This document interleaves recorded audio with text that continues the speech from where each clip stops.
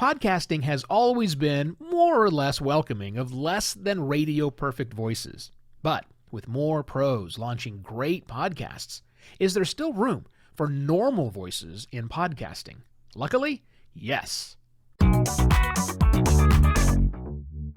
Hello and welcome to another Podcast Pontifications with me, Evo Terra. I want to listen to you, the real you.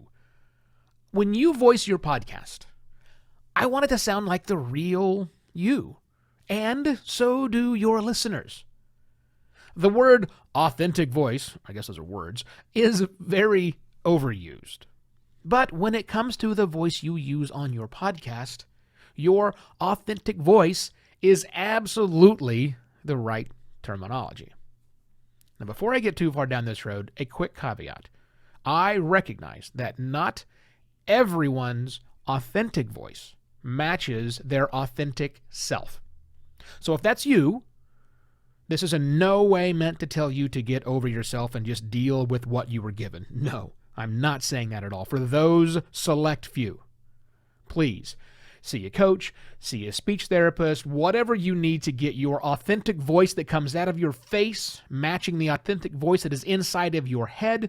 Please pursue that. I am not suggesting anything else than just do what you need to do for you. But for everyone else out there who's just minorly annoyed at their voice from time to time, I remind you that podcasting isn't looking for the perfect radio voice.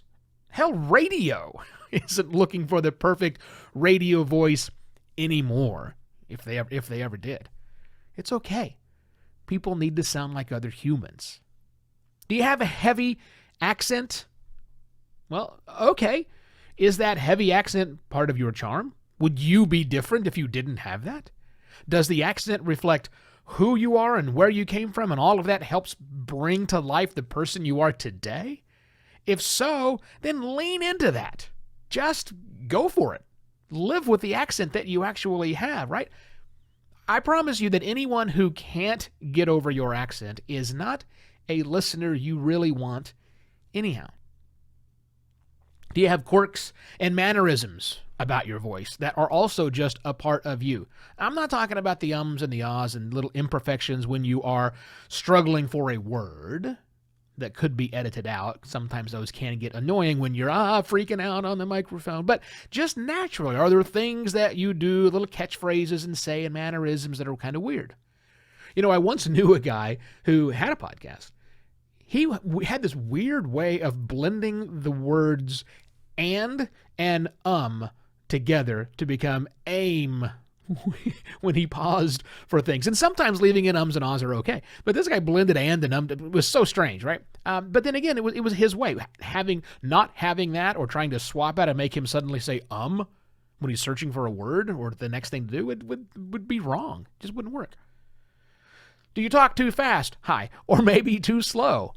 Well, who the hell set the speed limit for the rate at which a voice should come into someone's ears? There's no one who has set that out there.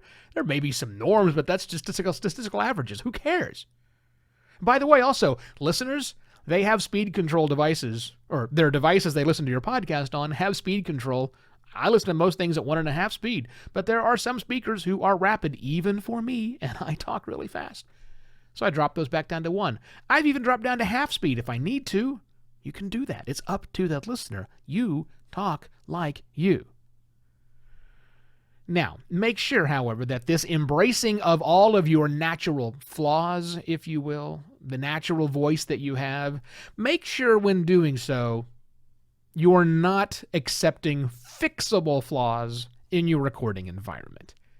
Those hardwood floors and very sound reflective surfaces that you're recording in right now, that's not the kind of authenticity listeners want. You can improve upon that. That's not your voice. That's the noise of the room.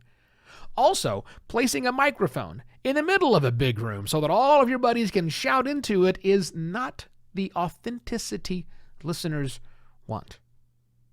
The noise from your overworked refrigerator or your heating and cooling system or maybe your air purifiers, those noises are not the authenticity listeners want.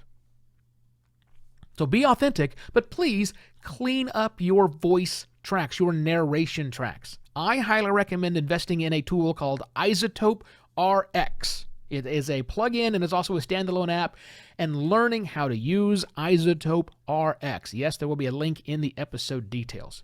Your listeners will appreciate it. I will appreciate it if you get rid of all of those fixable bits so that we can really enjoy your true and authentic voice. Here's what I want you to do.